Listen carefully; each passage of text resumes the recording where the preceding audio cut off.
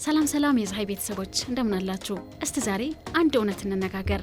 ከኛ መካከል አሜሪካ ወይም አውሮፓ ሲመጣ እዚሁ አፈር ልሁን እዚሁ ልቀበር ብሎ የመጣ ስንት ሰው አለ?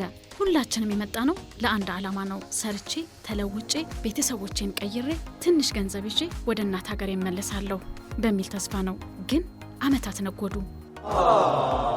1 ዓመት ያልነው 5 ዓመት ሆነ። 5 ዓመት ያልነው 10 ዓመት ሆነ። ልጆቻችን እዚህ ተወለዱ፣ እዚሁ አደጉ። እኛም እዚሁ ሸበትን። በየቀኑ ጧት ስንነሳ የሚሰማን አንድ ስሜት አለ፣ ባዳነት።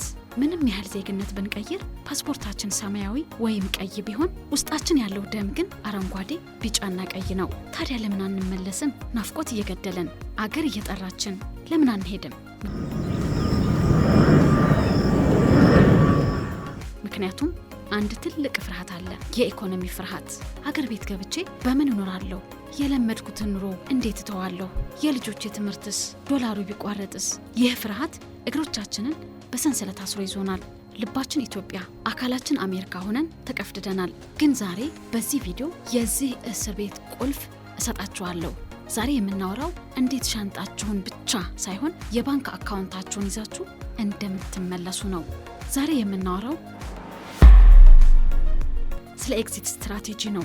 የቁጠባ ወጥመድ ወይም ደግሞ ዘ ሴቪንግ ትራፕ።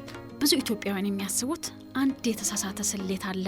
ባንክ አካውንቴ ላይ $50,000 ወይም ደግሞ $100,000 ሲሞላ ያኔ ጠቅልዬ እገባለሁ ይላሉ።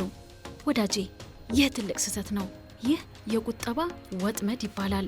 እስኪ ያስቡት፣ $100,000 ይዛችሁ አዲስ አበባ ገባችሁ። ቤት ለመስራት ወይም ለመጠገን ግማሹ ያልቃል። መኪና ስትገዙ ቀሪውም ያልቃል።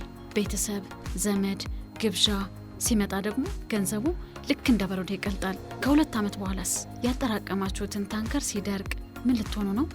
መልሳችሁ ወደ ስደት፣ መልሳችሁ ወደ ታክሲ ስራ። ስንት ሰው አይተናል። አገር የገባሁ ብሎ ሸኝተ ነው ብሩ ሲያልቅ ተመልሶ የመጣ ማለት ነው። ችግሩ ገንዘብ ማጣት አይደለም፣ ችግሩ የገንዘብ ፍሰት ማጣት ነው። የሚጠራቀም ገንዘብ ለእርጅና አይሆንም። የሚያስፈልጋችሁ የሚፈልቅ ምንጭ ነው። እኛ ፀሐዮች የምንለውም ይህንን ነው። እናንተ ኢትዮጵያ ላይ ሆናችሁ ተኝታችሁ አሜሪካ ያለው ሱቋችሁ ልክ እንደ ምንጭ ዶላር የሚፈልቅበት መንገድ ነው። እስኪ አንድ አስገራሚ የኢኮኖሚ ሚስጥር ላሳያችሁ። ጂኦግራፊክ አርቢትራጅ ይባላል። ትርጉሙ አሪፍ ገንዘብ ወይም ደግሞ ዶላር እያገኙ ርካሽ ወጪ ወይም ደግሞ ኮስት ኦፍ ሊቪንግ ባለበት ሀገር መኖር ማለት ነው። ሂሳብ እንስራ። አሜሪካ ውስጥ በወር $4,000 ታገኛለህ እንበል። 1,800 ለቤት ክራይ፣ $800 ለመኪና ጋዝና ኢንሹራንስ፣ $1,000 ለምግብና ለቢል፣ ቀሪው ምናልባት $400 እሱም ለድንገተኛ ወጪ።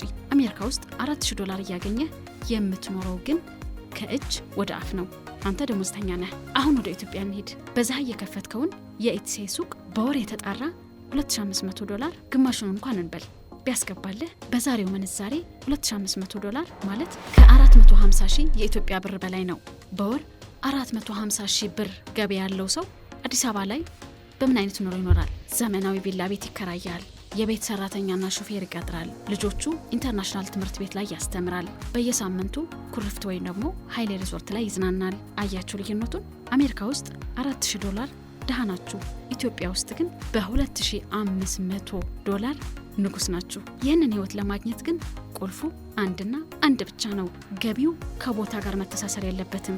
ታክሲ እየነዱ ይህንን ማድረግ አይቻልም። ነርሱ ሆነን ይህንን ማድረግ አይቻልም። እንደነ ኢትሴ ሱቅ የመሰሉ ዲጂታል ቢዝነሶች ብቻ ናቸው ይህንን ነፃነት የሚሰጡት። ድልድይ መገንባት። ብዙዎቻችሁ አሁን ልባችሁ ተነሳስቷል። እንዴት ልጀምር እያላችሁ ነው። ግን ደግሞ አንድ ጥያቄ አለ። እኔ ቴክኖሎጂ አይገባኝም፣ ኮምፒውተር አልችልም። ለዛ እኮ ነው ፀሐይን የተፈጠረው። እኛ የቴክኖሎጂ ትምህርት ቤት አይደለንም። እኛ የኮንስትራክሽን ኩባያ ነን። እናንተ የምትፈልጉትን ቤት ማለትም ፓሲቭ ኢንካም ነው። ቤቱን ለመስራት ግን የግድ ኢንጂነር መሆን አይጠበቅባችሁም። ኢንጂነሮች እኛ ነን።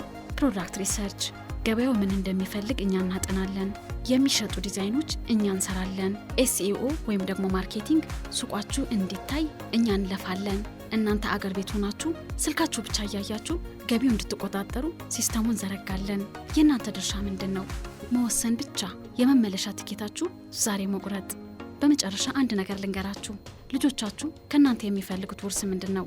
አሜሪካ ውስጥ ያለ ትልቅ ቤት ወይስ አገራቸው ባህላቸውና ማንነታቸው አውቀው እንዲያድጉ ማድረግ።